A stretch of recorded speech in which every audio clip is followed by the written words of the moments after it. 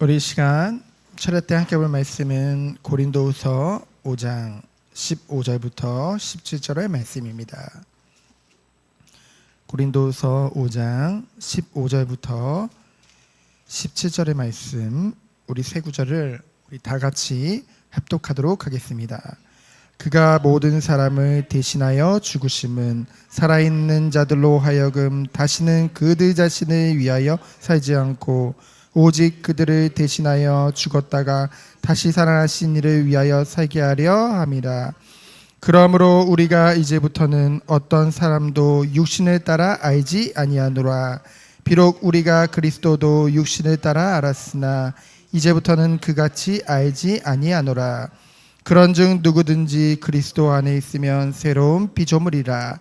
이전 것은 지나갔으니 보라 새 것이 되었도다. 아멘. 오늘 철야 때 함께 볼 말씀의 제목은 그리스도 안에 있으면입니다. 우리가 이 바울 서신을 보면은 바울을 통해서 가장 많이 쓴 단어 중 하나가 바로 그리스도 안에서라는 단어입니다. 이 그리스도 안에는 어떤 은혜가 있을까요? 그리고 또 어떤 삶이 기다리고 있을까요? 결론부터 말씀드리면은 그리스도 안에서 우리는 새로운 피조물이 된 것이죠. 이전 것은 지나갔으니 보라 새 것이 되었다고 했습니다. 지나갔다는 말은 다시 그 자리로 돌아가지 않겠다는 거죠. 하나님이 그렇게 하실 것이고 우리가 그것을 사모하며 나갈 수밖에 없을 것입니다. 왜냐하면은 우리는 하나님의 택함을 받은 주의 백성이기 때문이죠. 그러면은 하나님의 택함을 받은 자의 축복 첫 번째가 무엇인가요? 바로 하나님을 경외함입니다. 11절이죠. 11절에 보면은 뭐라고 말씀하셨어요? 우리는 주의 두려우심을 알므로라고 했어요. 우리가 하나님을 경외할 수밖에 없는 이유는 앞서 우리가 수요 예배 때 함께 봤지만은 우리가 마지막 때 주님 재림하시는 그날 믿는 자들도 그 심판대 앞에 서게 되어진다고 했죠. 그러나 영원한 죄 가운데 죽을 자들과는 다른 심판대에 서게 되어집니다. 그에 앞서서 우리가 하나님을 두려워할 수밖에 없는 이유, 주님을 두려워할 수밖에 없는 이유는 바로 하나님이 우리에게 베푸신 사랑과 그 은혜 안에 있는 공의를 믿기 때문에, 그 하나님이 공의의 하나님이요 사랑의 하나님이심을 우리는 알기 때문에 먼저 하나님께서 우리를 부르셨죠. 그걸 소명이라고 합니다. 그리고 우리를 택하신 거예요. 우리를 택하신 거예요. 은혜로 택하신 것이죠. 어떤 자들은 그래요. 아니 하나님이 그래 나를 은혜로 택했어. 그럼 저 택하지 않은 자들을 보면은 저 유기한 자들은 그러면 하나님이 불공평한 거 아니야? 라는 말을 하죠. 결코 그럴 수 없습니다.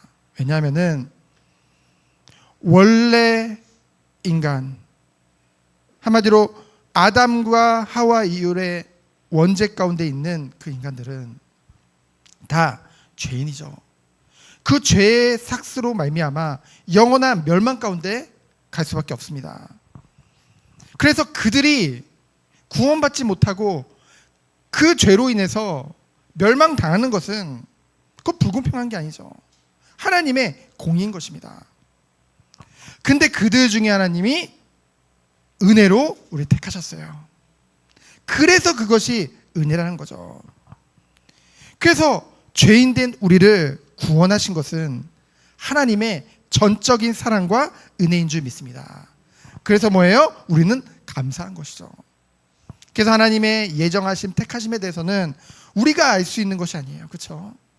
하나님의 그 영원한 계획 가운데, 은혜 가운데 있는 줄 믿습니다. 그럼 전 이런 질문이 생기더라고요. 이게 현장에서 보면은 어떤 자들이 스스로 자신의 그 구원을 끊임없이 의심하는 경우가 있잖아요. 그 의심하는 사람들 특징은 뭐냐면은 그 안에 구원받고자 하는 열망이 있어요. 사실 그 구원받고자 하는 열망 자체도 없으면은 사실 그런 고민 자체도 안 하거든요. 내가 구원받았나? 구원받지 않았나? 그 열망 자체가 없으면 아예 관심이 없습니다.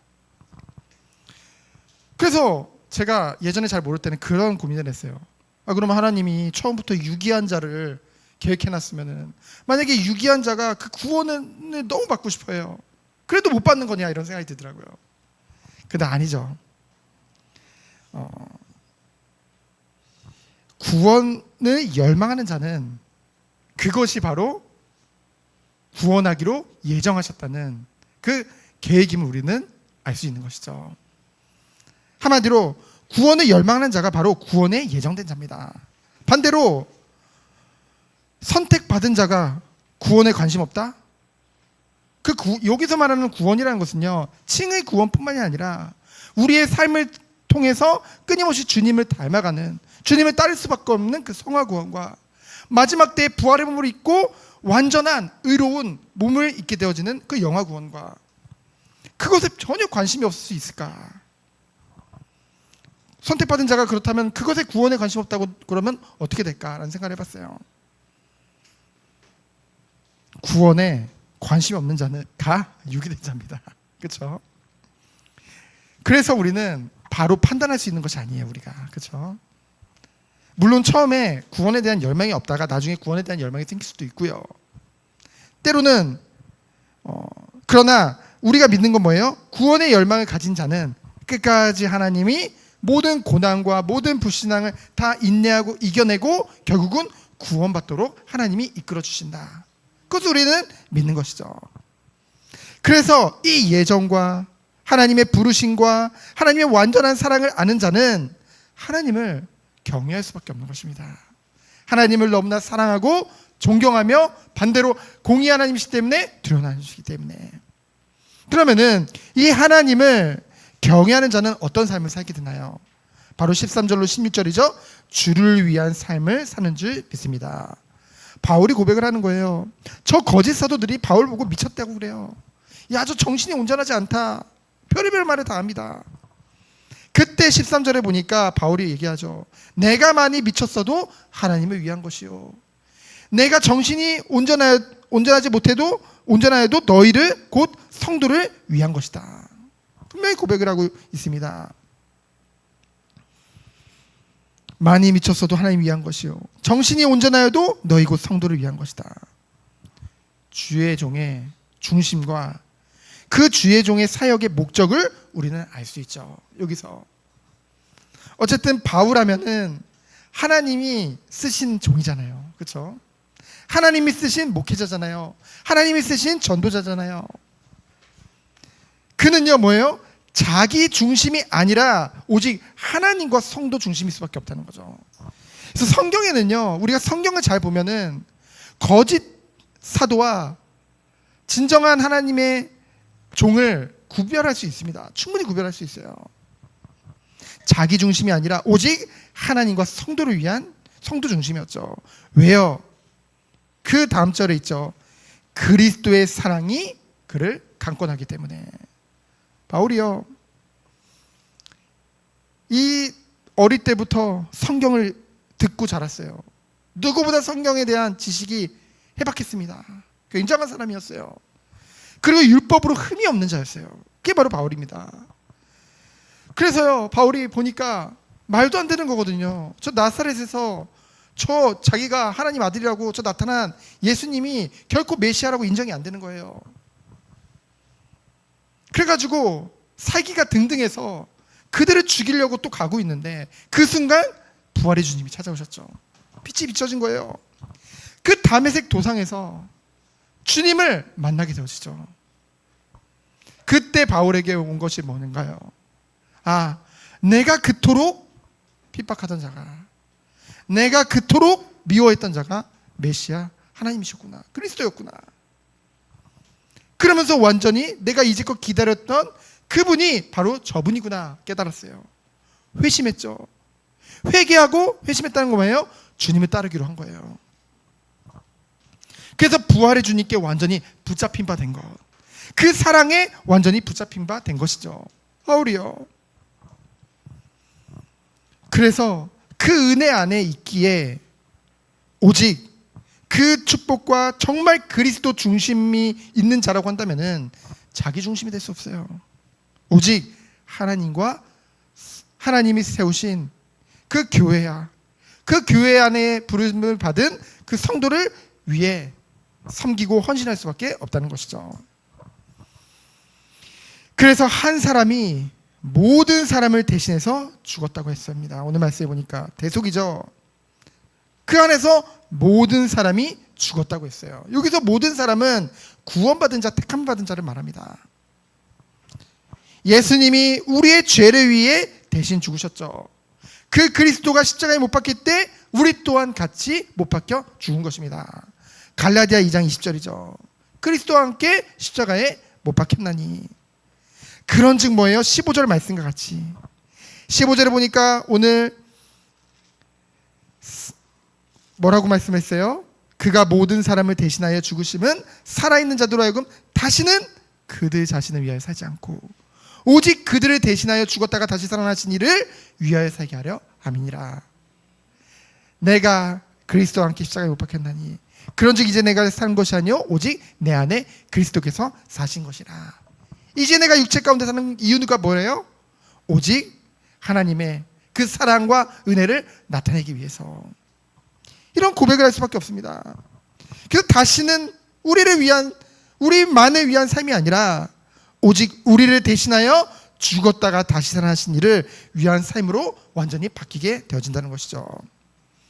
그래서 우리가 그리스도의 대속함을 받은 것은 어찌 보면은 우리의 능동적이 아니고 수동적이었잖아요. 그렇죠? 소극적으로 받은 거죠. 그러나 이제는 이 은혜를 깨달았기 때문에, 이 은혜를 받았기 때문에 이제는 우리가 적극적으로, 능동적으로 오직 우리를 살리신 그 그리스도를 위한 삶을 살아가야 될 줄 믿습니다. 하나님의 은혜를 받은 자는 분명히 삶 가운데 이것이 나타날 수밖에 없어요. 그래서 이 바울은 이 맛을 본 이후에 16절에 보니까 이 회심 이후에는 이제는 세상적인 기준으로 관점으로 누구도 평가하지 않겠다고 얘기를 하죠. 그 전까지는요 정말로 자기가 가지고 있는 지식, 자기의 전통, 자신이 이제껏 체험했던 모든 것들, 그 모든 것을 종합해서 사람을 하나하나 판단했거든요. 근데 이제는 그렇게 안 한다는 거죠. 12절에 보면은 이 거짓 사도들이 외모로 자랑하는 자들이었거든요. 하지만 바울은 결코 그렇지 않죠. 왜요? 하나님의 사랑을 받았기 때문에, 그리스도의 마음을 가졌기 때문에 뭐예요? 중심을 보시는 하나님과 같이 우리의 겉을 보지 않고 외모를 보지 않고 그 중심을 보시는 하나님과 같이 정말로 그 사람들을 봤을 때 그 존재 자체로 하나님이 구원하신 그 은혜 안에 있는 자들 그 존재 자체로 또한 그 삶의 열매로 판단하겠다는 것이죠. 그것을 지금 증거하고 있는 것입니다. 그래서 그리스도 안에 있으면은 어떤 은혜가 있는 거예요? 마지막으로 세 번째로 새로운 피조물인 줄 믿습니다.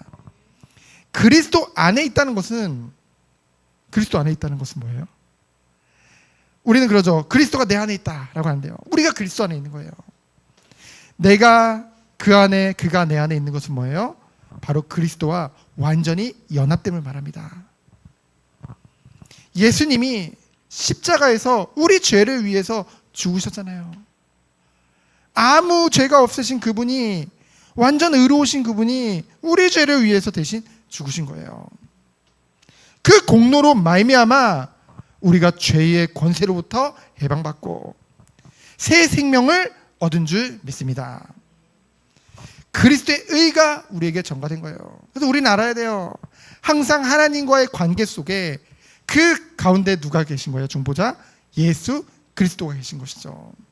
그 그리스도로 말미암아 우리는 하나님 앞에 당당히 나아갈 수 있고, 그 그리스도로 말미암아 우리 하나님 아버지를 아빠 아버지라 부를 수 있는 줄 믿습니다. 그래서 뭐예요? 이전 것은 지나갔으니 그리스도를 육체로 알던 과거에 왜곡된 그것을 이제 회개하며, 바울이 이제 고백하는 거예요. 이제까지 내 지식을 가지고, 내 가식을 가지고, 내 편견을 가지고 봤던 그 모든 것들을 다 내려놓고 이제 지나갔어요. 다시는 반복하지 않겠다는 거죠. 여러분, 우리의 연약함을 얘기하면서 같은 실수를 반복하는 것, 그것은요 결코 하나님 앞에 옳은 일이 아닙니다. 그렇죠?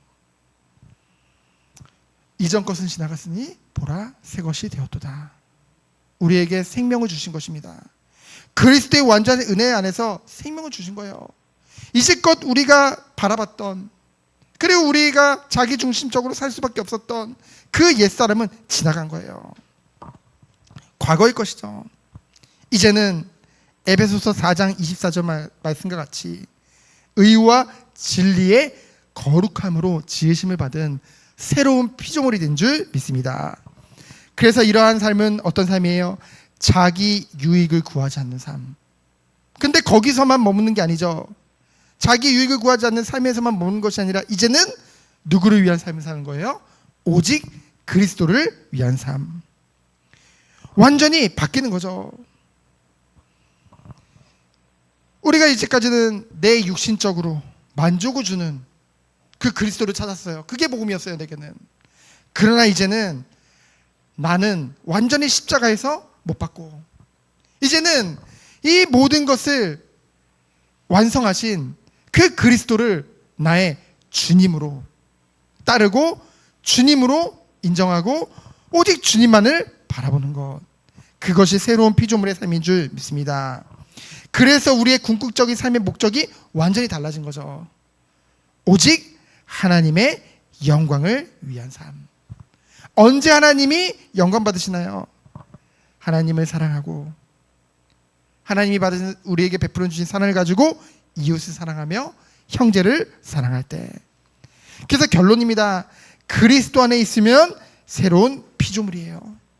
새 생명을 얻게 되어진 것입니다. 그리스도 안에서요. 그러면은 우리의 삶은 완전히 바뀔 수밖에 없는 것이죠. 좀 더 도덕적으로 되고 좀 더 윤리적으로 되는 것이 성화가 아닙니다. 성화라는 것은 주님을 닮아가는 거예요. 주님이 하신 그 일은 그 핵심이 뭐예요? 순종이죠. 섬김이죠.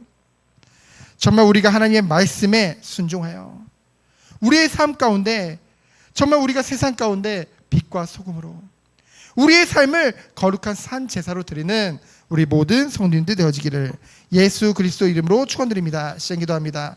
하나님 감사합니다. 그리스도 안에 있는 우리 한 사람 한 사람으로 불러주심에 감사드립니다. 옛사람 바라보지 않고 이제는 그리스도 안에서 완전한 새로운 피조물로 새 것이 되었음을 알고 우리 삶 가운데 새로운 생활이 시작되어질 수 있도록 주께서 축복하여 주옵소서. 살아계신 예수 그리스도 이름으로 기도합니다. 아멘.